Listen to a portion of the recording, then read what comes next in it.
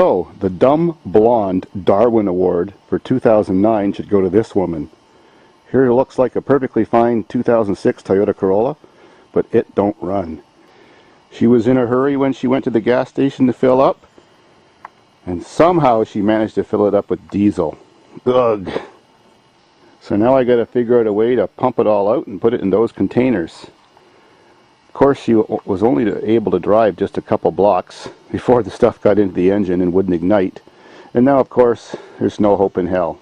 So what I gotta do now is find the wires going to the fuel pump and just hook a battery charger up to them and run them independently so that the fuel pump just runs all the time without the car running, and then disconnect the hoses under the hood and pump them into those containers. Then, of course, the combustion chamber is going to be all filled up with diesel, and so the fuel rail and all that stuff, so I have to take that apart and blow the fuel rail out, and then when it does start, it's going to be smoky. Nice motor. Too bad. So, remove a couple screws. Now we have access to the fuel rail, which is right here. And this is not the self-purging one that has an input line and a return line. This one only has an input line. So this is the input line.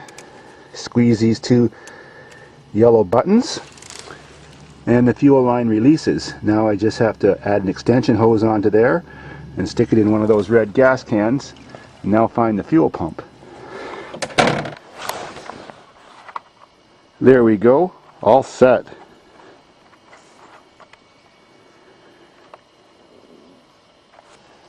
So, back seat's out. Just had to pry on it a little. There's your fuel tank sender unit with fuel pump.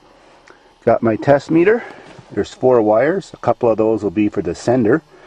You don't want to hook 12 volts to that and burn it out. So I've got to turn the key on and see which 2 wires go 12 volts for a couple seconds. And those are the ones that I run the 12 volts to.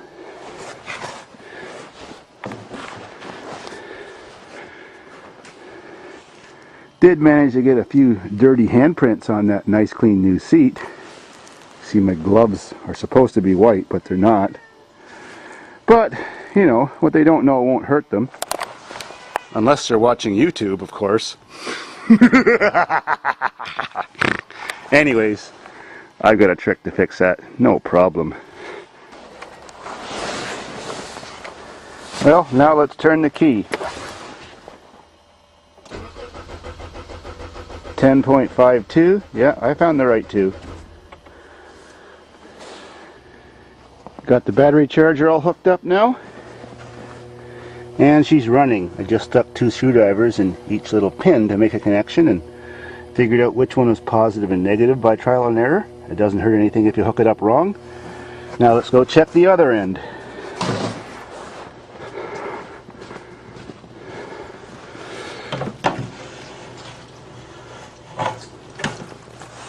Yeah, we definitely got some flowage.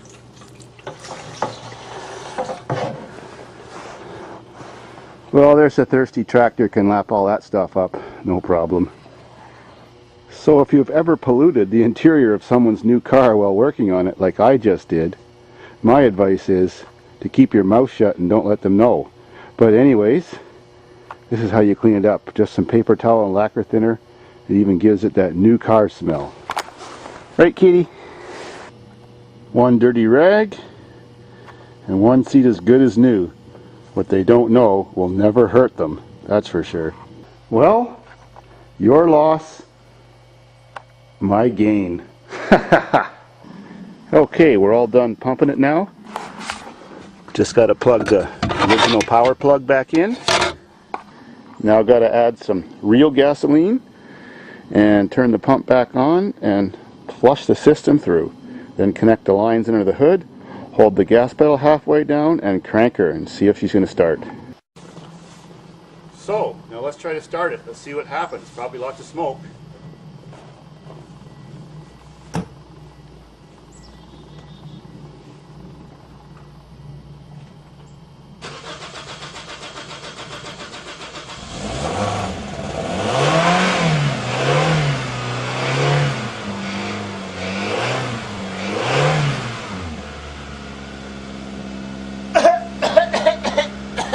Sweet, that worked.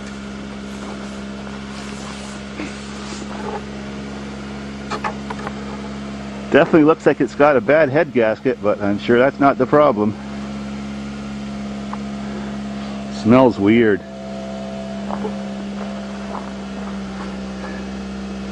Old Smoky.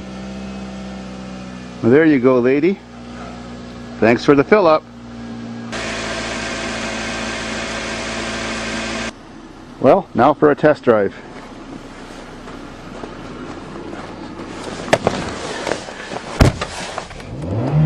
Sweet, it's got a tack. 63,000 kilometers. CD, power door locks, and crank-em wank'ems. Anyways, and automatic, blah.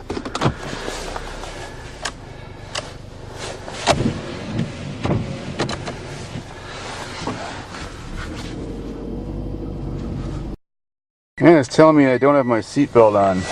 Oh well. Just like a woman, always complaining about something.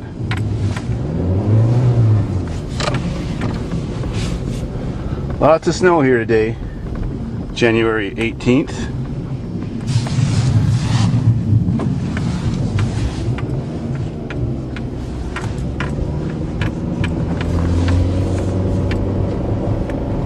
Nothing but spinning on the tires.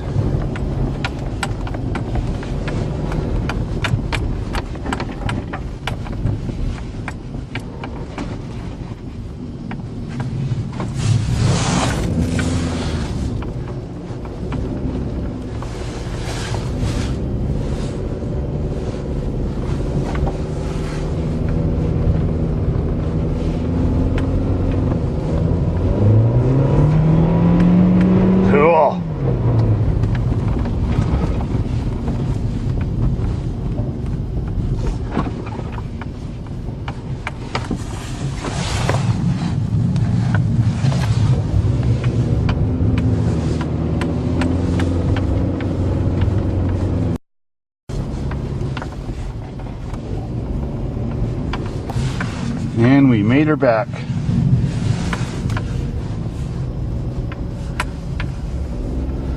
Another day, another dollar.